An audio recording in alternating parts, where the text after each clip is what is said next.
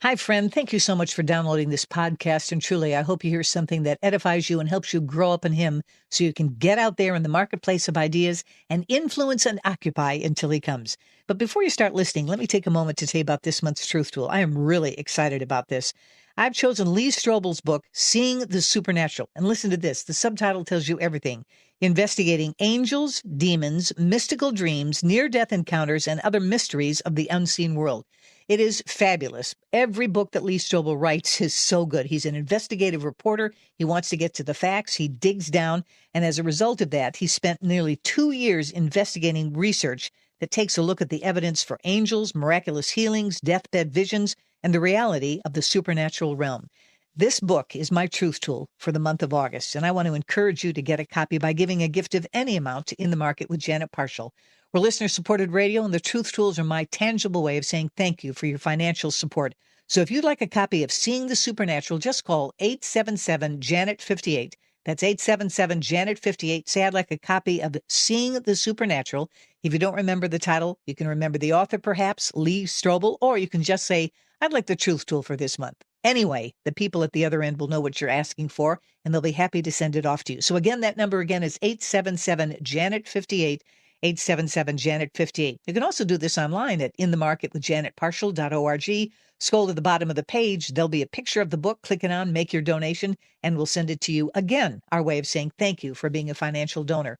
While you're there, you might want to linger and consider becoming a partial partner. Those are people who give every single month at a level of their own choosing.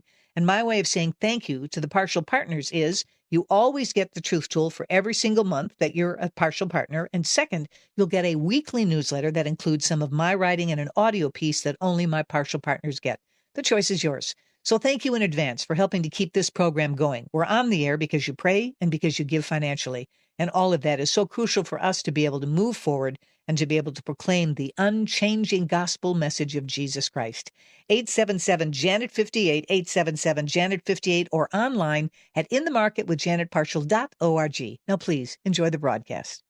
Here are some of the news headlines we're watching. By the time the conference was over, the president won a pledge. So are Americans worshiping government over God? Extremely rare safety move by a nation. 17 years the Palestinians and Israelis negotiated. More taxes not We hear a lot of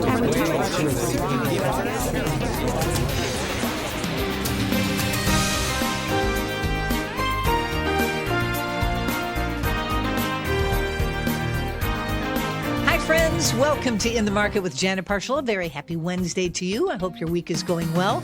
And I thank you so much for joining us. We're going to have a wonderful conversation this hour with a man who's going to tell us about his life. He has had such an amazing life.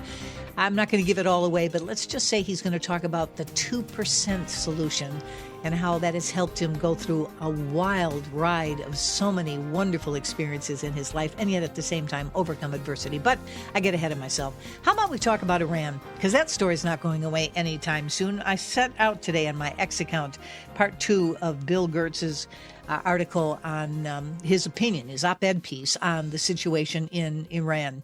And it's interesting because Bill is a columnist, and columnists don't generally write op-ed pieces. And Bill shared with us yesterday that, in fact, as his 40 years at Washington Times, he has not written op-ed pieces, but he said this one he had to. So he's written this very insightful op-ed about the need to finish the job with Iran.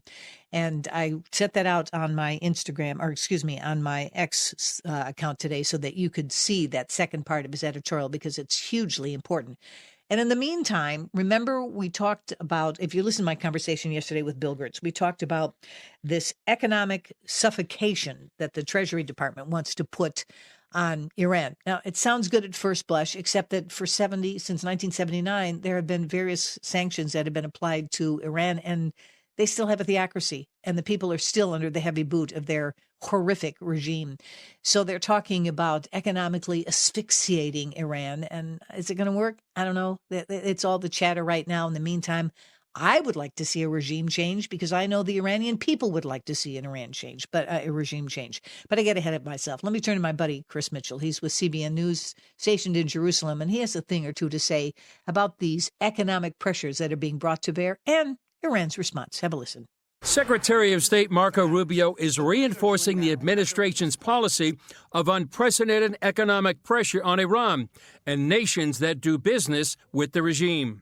The approach is expected to remain in place through the U.S. midterm elections in early November, but Rubio says the military option is still on the table.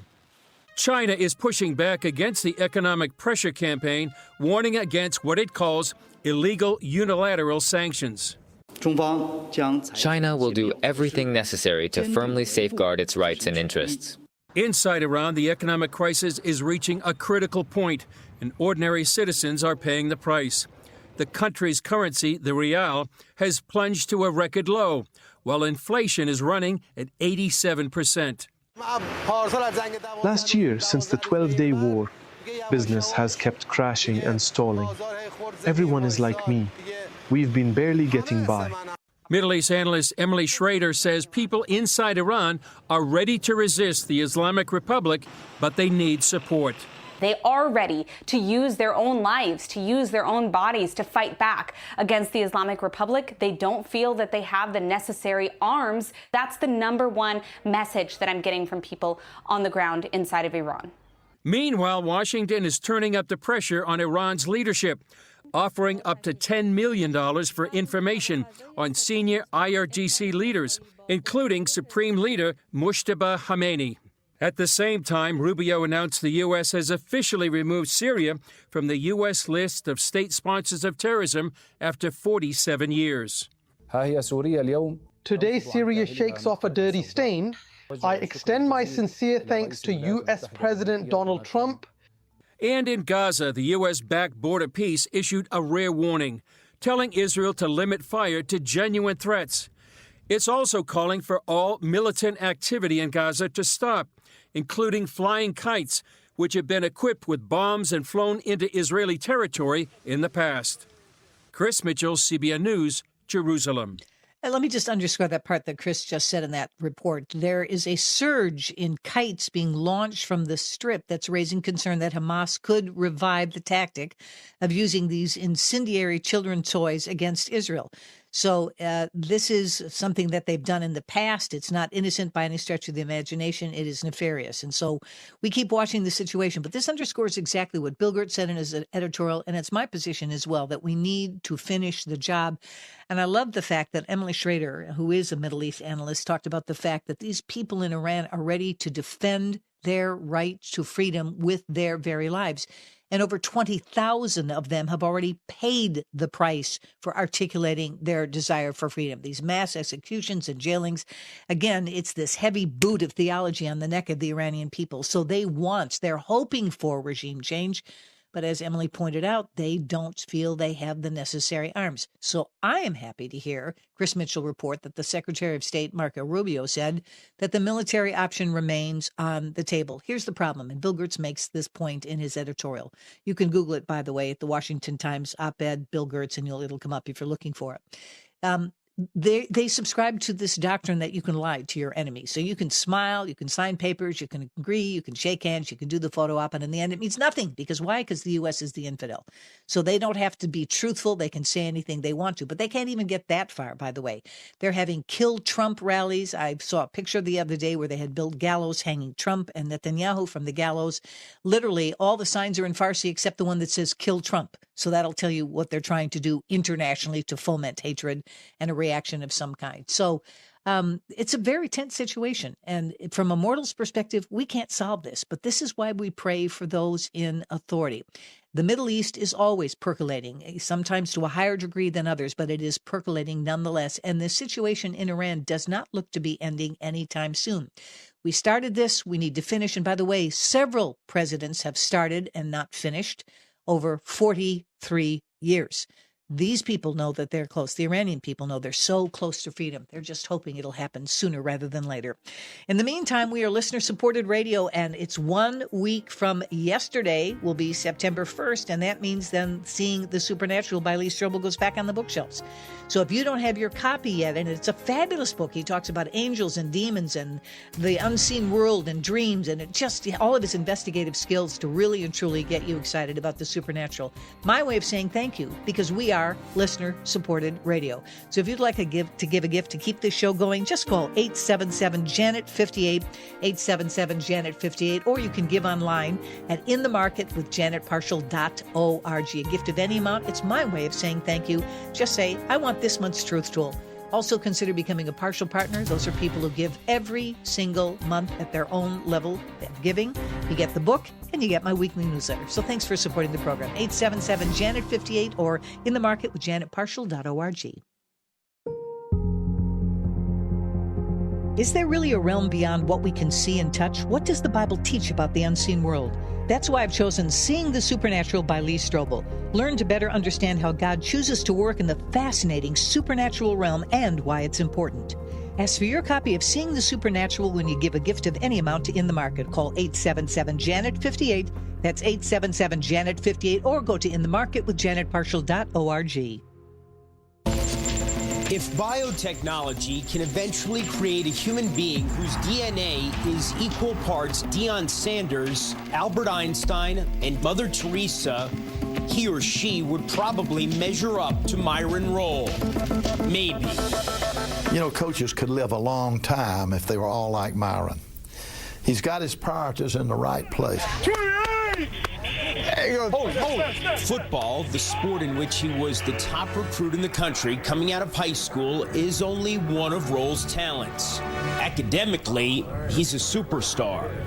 He graduated in August after only 5 semesters of college with a 3.75 grade point average in pre-med and hopes to eventually practice medicine as a brain surgeon. With all his achievements, Rolle is now a finalist to become one of the 32 Rhodes Scholars the United States will send next year to Oxford University. This is an award that I've worked for a very long time, but not for the acclaim of being a Rhodes Scholar, not for the title, but more for the experience. Nice job defensively by Myron Rolle again. Playing football among some great athletes, Rolle is, well, a role model for his teammates, including senior cornerback Tony Carter. Do you just marvel at all the things that he does? All the time. How do his teammates help keep him humble? Talk trash to him, of course. They call me the doctor, they call me president, the governor. I have so many nicknames in the locker room. Whenever there's a debate, whatever the issue is, they will always call me over and say, Myron, what do you think about this? And once I give my opinion, it's over. I disagree. It depends on, what type of argument. So he doesn't actually know everything? He doesn't know everything, but he's pretty close. On November 22nd, he'll be in Alabama for his interview with the committee that selects the Rhodes Scholars. That night, Florida State will be playing at Maryland, perhaps with ACC division titles at stake. FSU will fly Rolle to Maryland, but he's likely to miss at least the first half, with Bobby Bowden's blessing. I was told by our athletic director, Mr. Speckman, who came by my office. Usually when he does, there's bad news. Somebody's in trouble, And he told me, he said, Myron is going to qualify for the Rhodes Scholar, and they're going to have the finals the day of the Maryland ball game. And I think he probably expected me to say, oh, no, you got to work. No, it didn't even enter my mind. You only get a shot once a lifetime, That was a no-brainer to me. It was a no-brainer for the future brain surgeon, too. My priority is academics. I'm a student first. A lot of times in that term, student-athlete, that student part gets lost. The coaches who know me, when they recruited me, they know I was a student first. And they know that education is number one. What would you rather win? A Rhodes Scholarship to Oxford or the Heisman Trophy? The Rhodes Scholarship. Not to say the Heisman Trophy isn't great, but the Rhodes Scholarship means that much more, and I certainly would like to win that. Well, doesn't he sound like an absolutely fascinating human being to get to know? Mother Teresa, Albert Einstein, and Deion Sanders all rolled into one. But I can tell you something else. He's also a follower of Jesus, and we get to spend the rest of the hour with him. Dr. Myron Rolle is with us, former NFL safety, a Rhodes Scholar, and a neurosurgery resident, and global neurosurgery fellow at Harvard, Massachusetts General Hospital. He is the founder and chairman of the Myron L. Rolle Foundation, a nonprofit organization dedicated to the support of global health, wellness, education, and other charitable initiatives benefiting families and children in need. He joins us today as the author of the book, The 2% Way, How a Philosophy of Small Improvements Took Me to Oxford, the NFL, and Neurosurgery. Myron, congratulations on the book. Thank you for the gift of 1 hour of your time. I don't know where a neurosurgeon resident finds it, but you did, and I'm most appreciative of that irreplaceable gift. Thanks for being here. Not a problem. Thanks for having me. It's a delight. So you weren't born in the Bahamas, but you went there when you were 2. Tell me about life in the islands. Yeah, so my mommy and daddy were both born and raised in the Bahamas, and they met when they were 8. I think they started dating at 15 and married at 21. They've been married for 50 years now, and mommy was 8 months pregnant with me in Nassau, Bahamas, but wanted me to be a Bahamian and American citizen. So she had some friends in Houston, Texas, flew there, had me in Texas, and then as soon as I was able to fly, we came back to the Bahamas. So I spent the first 2 or 3 years of my life in Nassau with my 4 older brothers and my parents. But eventually my daddy took a job in New York City, and mommy said, you know what, let's get to America. It's a great place, a lot of abundance here, resources, ample opportunities for us to be, great leaders and great citizens. She really had a vision for all of the boys to try to do big things when we went to America. And for Bahamians, we are a British Commonwealth, but America is sort of like the gold place that you want to be. It's very close. Sometimes Bahamians will fly to Miami, shop in Miami, and then fly back to the Bahamas same day, or go to Miami, buy some KFC, buckets of chicken, and then come on back to the islands as well. It's just, America is just that, it's in reaching distance. It's so touchable in a way. And so living there was something that my mommy had in her mind from a very long time. And so we left there early, and I grew up in New Jersey, a town called Galloway Township, right outside of Atlantic City. But I always stayed connected to the Bahamas through the culture that was in my house. Mommy would make peas and rice, cracked conch, stewed conch, boiled conch salad, conch fritters, conch burger, conch cone, everything conch. We would celebrate our Bahamian holidays. We would do book reports on our Bahamian heroes like Sir Lyndon Pindling, our first prime minister.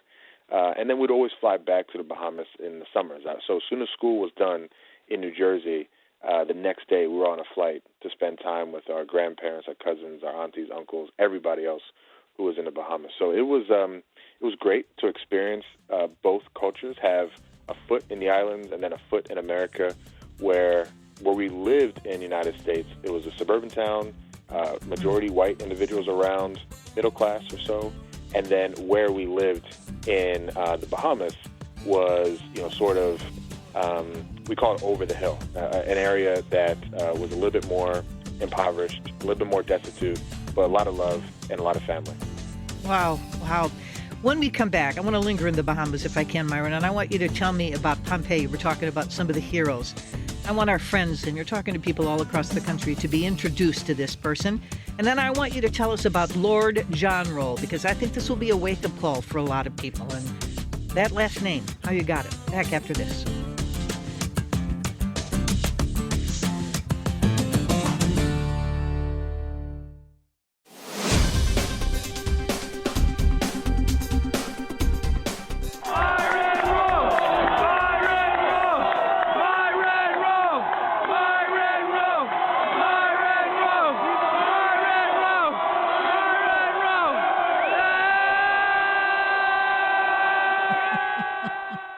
That's so awesome. So that's Myron Rolle's teammates cheering after they found out in the second quarter of the game that Dr. Myron Rolle had been awarded a Rhodes Scholarship. And so he joins us today, the author of the new book, The 2% Way, How a Philosophy of Small Improvements Took Me to Oxford, the NFL, and Neurosurgery. Myron, I read the story about Lord John Rolle, and it hit me right between the eyes because I thought, my name has been passed down through generations. And I started to realize, wait a minute, if I'm going to have a heart like Jesus, I need to understand experiences that my brothers and sisters have that I haven't had. It makes me more like him. Every time I read in the New Testament that Jesus had compassion on them, that touches my heart. And I suddenly realized that even the name that you have came from someone who presided in England and never, ever stepped foot in the Caribbean. But they're all parts of the Caribbean named after him. Tell me about him. That's right.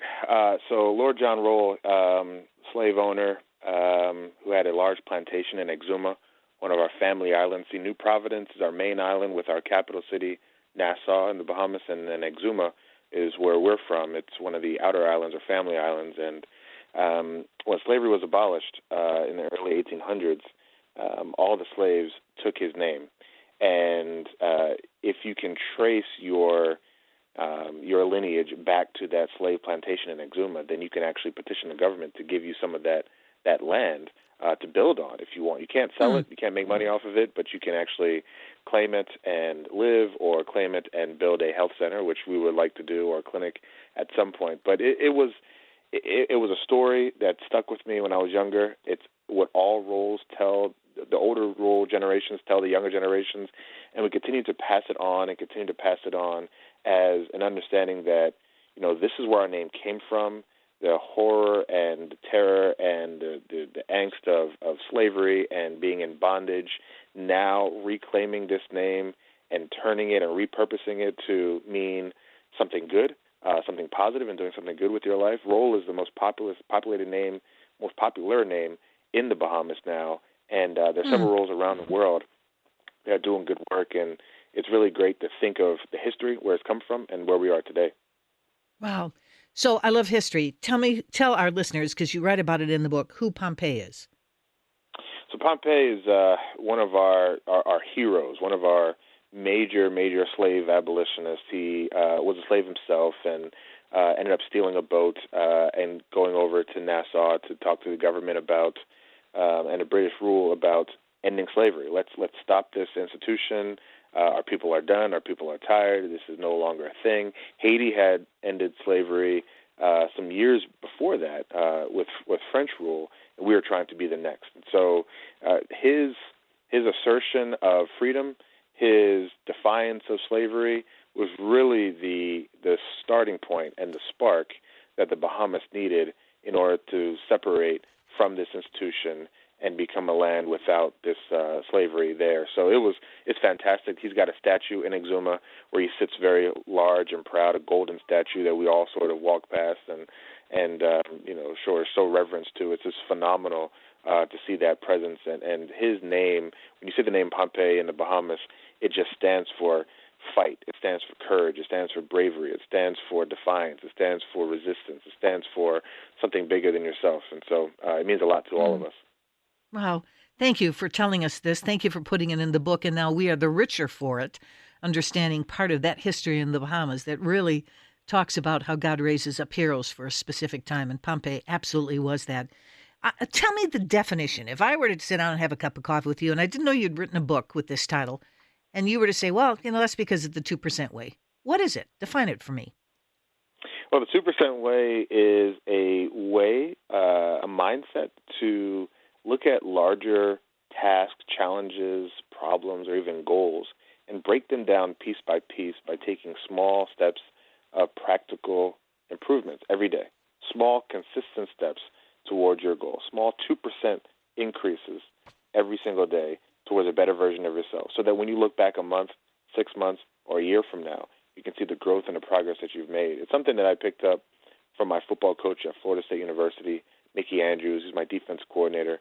He would challenge me and my teammates to get 2% better every day in practice, because he said getting 100% better is impractical. You can't double your talent all in one day. It's not possible. But you can get a little bit better in your stamina, a little bit better in your tackling, a little bit better in your ability to shed blockers and get to the quarterback.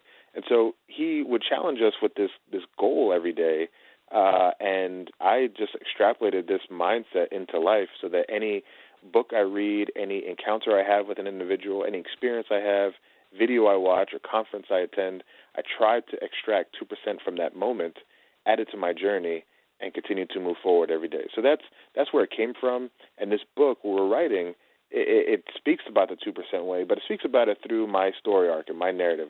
Obviously, we're talking about the Bahamas and New Jersey and Florida State and Oxford and the NFL and now Harvard Neurosurgery. But the challenges that I face in each one of these stations of my life, self-doubt, uncertainty, racism, prejudice, dealing with a wife that is separated from me, a distance in a way. How do I overcome these challenges? And the 2% way process helps me do that. Wow. Wow. I'm so glad we have more time with you, Myron, because the book is absolutely fascinating. The 2% Way, How a Philosophy of Small Improvements Took Me to Oxford, the NFL, and Neurosurgery. Being the daughter of a college football coach, I have to tell you, it does my heart good to understand how a coach at any level can leave an indelible mark on the heart of an athlete that can change your life forever. God bless those coaches. Let me take a break. I'll be right back.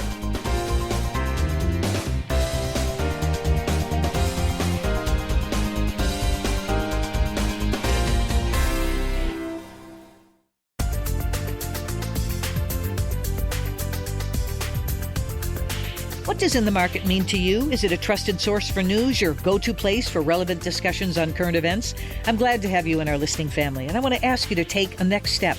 Will you become a partial partner and help us continue here on your station? When you do, you'll get personal emails and information from me. Become a partial partner today by calling 877-JANET-58 or go online to inthemarketwithjanetpartial.org. You can be fast and quick and make poor decisions, and you can't win with that guy, you know what? Or you can be maybe not as fast and not as quick, but makes great decisions, what we call accuracy of movement. His movement is always in the accurate position.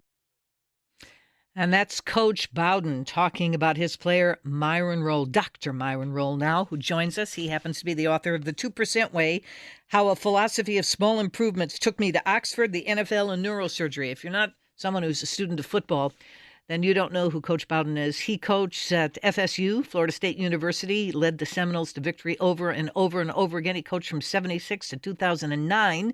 He's considered one of the greatest college football coaches of all time. And Myron, I loved, you were drafted, you very transparently write about what it was like playing prep football. And then the word got out that you were one of those athletes that people wanted to play for college. And so you were courted all over the place. You eventually select FSU, and you talk about the fact that you're called into the coach's office, and he has a conversation with you. And one of the questions he asks you is, what's your favorite Bible verse? Tell our friends about this.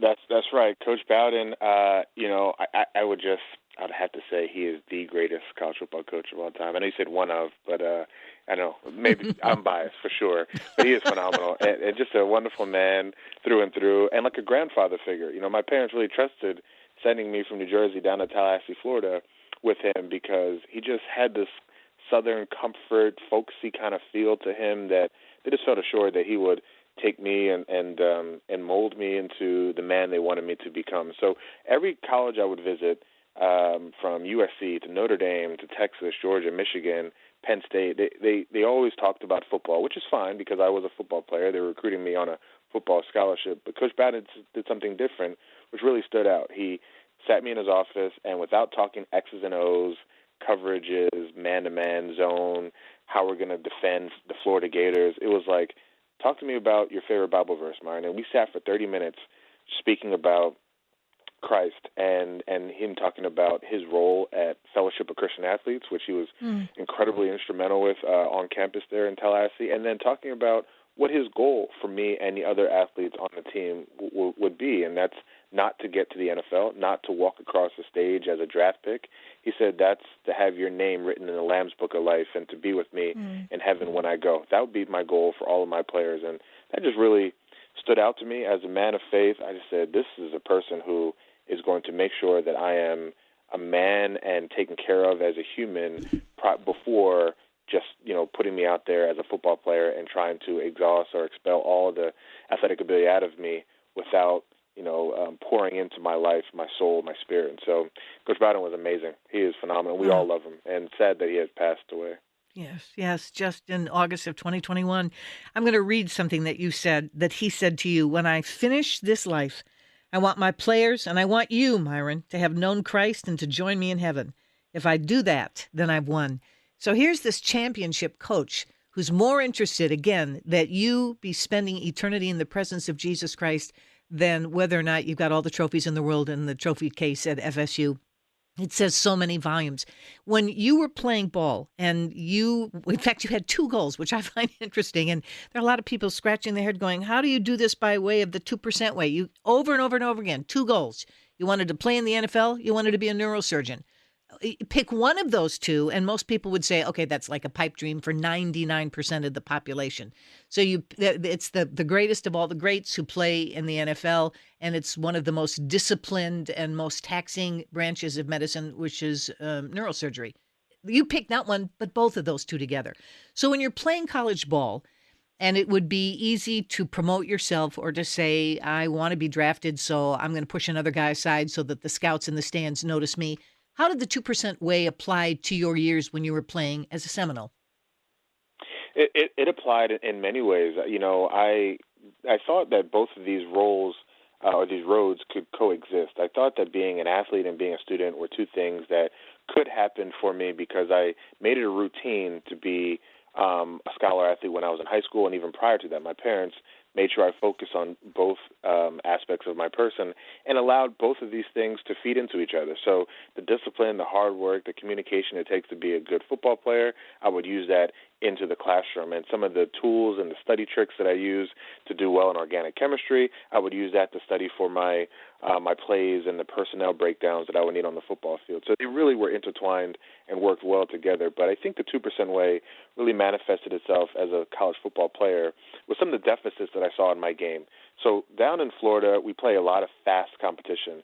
Players are really quick. They can move really well. They're not as big as maybe some of the Mid-East, maybe some of the Big East guys up in the north, but they're very quick. And so my game had to adjust with good knee bend, good flexibility, and I saw my deficits on tape. And so every day, 2%, I would get a little bit better in stretching. I would use the rubber bands to sort of stretch myself out a little bit.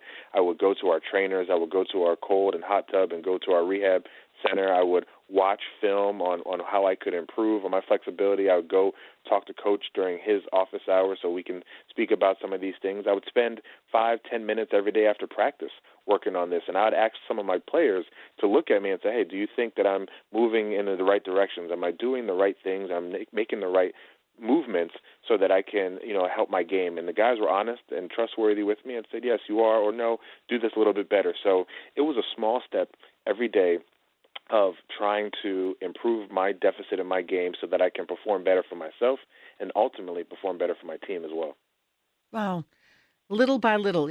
As you were talking, I was thinking of all the biblical principles that apply to this 2% way. So when we're reminded that his grace is sufficient for the day, and he tells us not to be anxious about tomorrow, it's that focus on what you can do right now, what needs to be done right now. And yet you still never saw any conflict with that 2% way approach and those very lofty goals of being drafted and playing in the NFL and also being a neurosurgeon. Let me ask you about the two. Did you ever worry? Because football is by its very nature rough and tumble.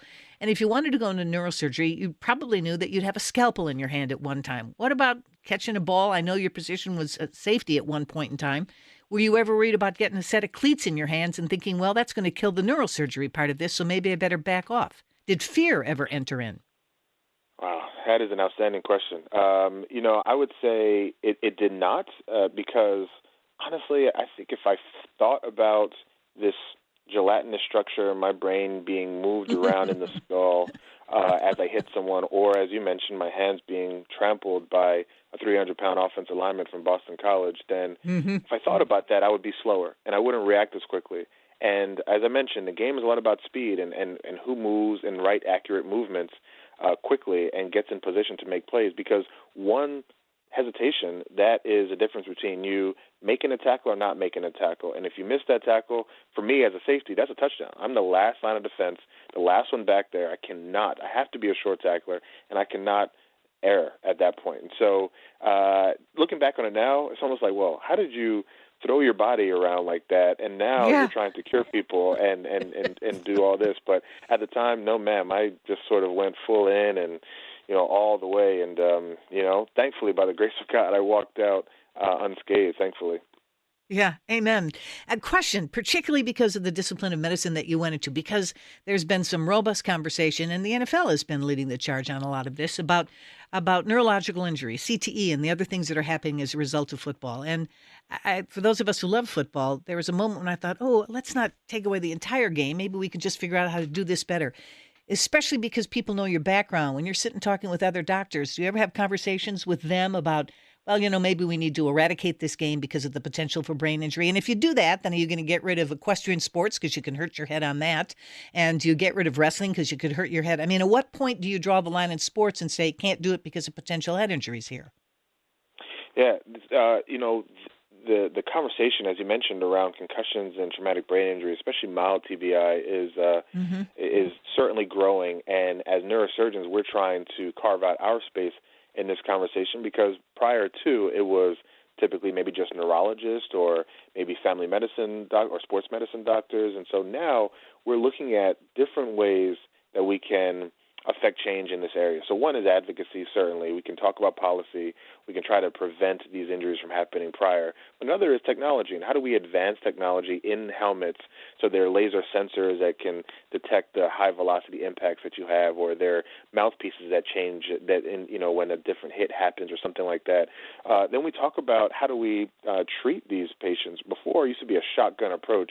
If you had a concussion, it was sort of like no matter what symptom you had, whether it be cognitive decline or photophobia or mood lability or headaches, chronic pain, we're going to treat you the same way. Now you parse out how you treat people with mild TBI or concussions based on the predominant symptom, and that has really revolutionized how we think about concussions. And so I don't think that the conversation in our medical space, especially neuroscience, has been about ending the game in any way. It's how do we preserve it by adding elements around this discussion in our own particular field. Social scientists talk about improvement of self-reporting.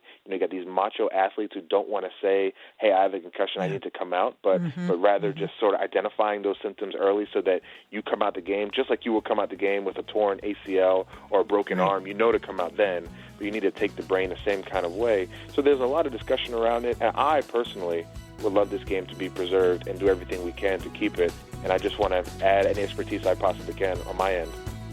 What a superb answer. Thank you for that. Dr. Myron Rolle is with us.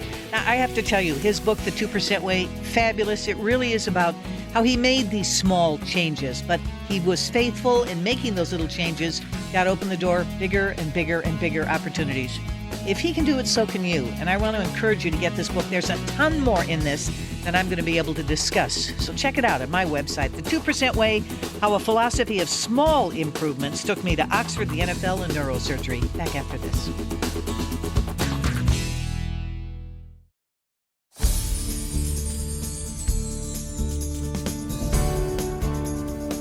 I started my foundation in college after seeing a story on TV about a safety at Florida State named Myron Rolle. Myron had started his own charitable foundation while still attending school. I'd never even thought about that as a possibility. I just assumed you had to be a millionaire to have a charity. I didn't know any better. I've never met Myron, I've never spoken to Myron, and I'm sure he doesn't know that he's the reason I started my foundation.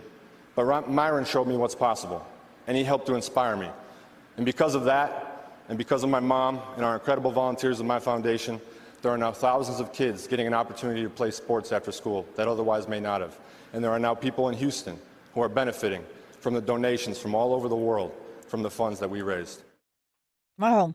Well, if you know football, that's J.J. Watt. He was given the 2007 Walter Payton Man of the Year, and that was part of his speech acknowledging the role modeling of our guest, Dr. Myron Rolle, who inspired him, by the way. And that really takes me, I could spend the rest of the hour easily talking about football, but I'm equally enamored about God equipping and calling you to go into the area of neurosurgery. Why that discipline? Out of all the forms of medicine, you could so easily, people would presume, go into sports medicine. Oh, I'm wild about kinesiology. Let me study that, and I'm going to work with athletes. No, neurosurgery. What's the draw for you? Well, it actually started when I was in fifth grade. I read this book, Gifted Hands, by Dr. Ben Carson, a pediatric neurosurgeon from Johns Hopkins, separated the two conjoined twins from the occipital lobe and had them live. First time that operation was ever done like that. He was the youngest chair of neurosurgery, pediatric neurosurgery at Hopkins, and he was black, and he had parents who focused on education, and he didn't have a lot of money growing up, wasn't very affluent like how my family was. So I saw a lot of parallels in his story and mine, and he became my academic hero. I had Deion Sanders on my wall as my football hero and Ben Carson as my academic hero, and I said, once I'm done playing ball, I'm going to go into this science where this brain, the spine, this nervous system that controls very distal parts of the body, that you move a centimeter away and you control production of speech. You move a centimeter away, it controls taste. You move a centimeter away, it controls, the reward pathway. If you feel like you've done something well, and how the brain releases neurotransmitters to feel good about it. It's just a phenomenal thing, and I love it. And it's a challenge every single day.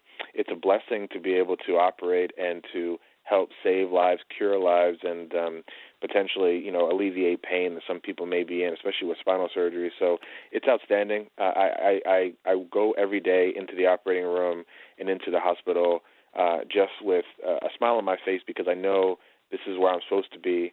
This is giving me the same level of excitement that I had in my previous chapter of my life, which is playing football, and I love to do it. Yeah. And when you started on this, it was kind of like, and I love the way you refer to this in the book as your second draft. So you put your submittings forward: Harvard, University of Pennsylvania, Vanderbilt, University of Miami, University of Pittsburgh. And you make this statement, and I want people to hear this, because the Bible tells us, out of the overflow of the heart, the mouth speaks. You said, and I quote you, "I already knew I wanted to combine pediatric neurosurgery with global health. I wanted to care for the marginalized and less fortunate individuals in America and around the world, especially in Black and brown populations." I love your heart. What's your draw? And when you finish the residency at Mass General, what do you hope the Lord will do in terms of the next step and the next door that will be open? Well, you're absolutely right. I knew that pediatric neurosurgery, and especially affecting change in the lives of those vulnerable, marginalized communities, was going to be very important to me. So I created a foundation called the Caribbean Neurosurgery Foundation, where we upscale neurosurgical capacity in the Caribbean, in some low, middle-income countries there, especially back home in the Bahamas, but in Antigua, Montserrat, some of the Eastern Caribbean states over there. It's just, there's such a gap that exists for neurosurgical care, especially urgent or emergent care, and it gets missed often because when you see people with a traumatic brain injury or traumatic spinal cord injury, you often believe, well, that's it. There's nothing more we can do to them or for them. But that's not true. We can really bring them back from the brink of death or paralysis and give them an opportunity to have a meaningful life. And so this is important to me. This has driven me. My training that I've gotten at Mass General Hospital has been amazing with my attendings and my co-residents. It's been phenomenal. I'm looking forward to doing a pediatric neurosurgical fellowship once I'm done my 7 years, and then operating as a full-on board-certified pediatric neurosurgeon who spends a lot of time in the U.S., but then also some time in the Caribbean, pushing forward the upscaling of neurosurgical care, again, for those who need it the most. Wow, absolutely amazing. Wonderful. So let me ask you, as a brother in the Lord, if I were to take the 2% way and apply it not just to the major decisions of my life and the goals that I set, but in my relationship with Jesus Christ, going back to Coach Bowden, how would that 2% way apply in my relationship with Jesus? Well, the one thing I love about Scripture is that, God has a way of using people who seem like they shouldn't be the chosen ones, or shouldn't be the ones selected, people who are drunkards, people who have stuttering problems, people who are prostitutes, who are persecutor of Jews, who are, tax collectors. I mean, just all these people that come from many adulterers, right? I mean, just all sorts of people who have these blemishes, quote unquote, or these black marks on them, or maybe not chosen, right? I mean, David wasn't the one chosen. He was out in the field. His father didn't even call him in to be looked at as a king, but he was used by the Lord for great feats. And I look at the 2% way as a very useful process for anyone, regardless of where you come from, what you look like, what your family name is, where you're born, who you're born to. It doesn't matter. This is a process that you can use to help stay focused, stay disciplined on these small victories every single day to getting closer to God, closer to who you ought to be, closer to your purpose. And I know I heard you mention earlier one of my favorite sort of stories with Esther and Mordecai, but being called for such a time as this. It's important that you know that you're called for such a time as this. This is your season to move forward. And if you have this very focused 2% way process where you're blocking out the background noise of social media that tries to tell you as a young person or even as an older individual that you're not doing enough, or you're not enough, or you're not making enough money, or you're not traveling to the right places, or you're not accomplishing the goals as quickly as anyone else is.